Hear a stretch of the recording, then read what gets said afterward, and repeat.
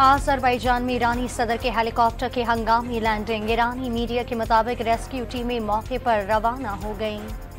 मुल्तान में NE 148 पर ज़िमनी इंतखाब के गैर हतमी गैर सरकारी नताइज आने का सिलसिला जारी।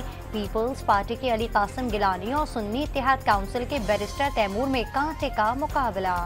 पाकिस्तान में कोई पाकिस्तानी तालिब इल्म जाँ बहक, ना ही किसी तलबा के साथ ज्यादती हुई। नायब वज़ीर आज़म और वज़ीर ख़ारजा की न्यूज़ कॉन्फ्रेंस। 4 से 5 तालिब इल्म जख्मी होने की तस्दीक।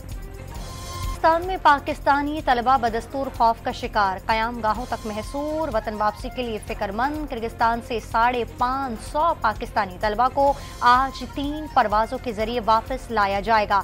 तमाम तर अखराजात हुकूमत अदा करेगी, वज़ीर आज़म का ऐलान। गजा पर इसराइली फौज की वहशियाना बमबारी ना रुकी। 24 घंटे में 70 फलस्तीनी शहीद, 110 जख्मी हो गए। फलस्तीनी मुजाहिदीन के बीच सेहूनी फौज पर हमले जारी।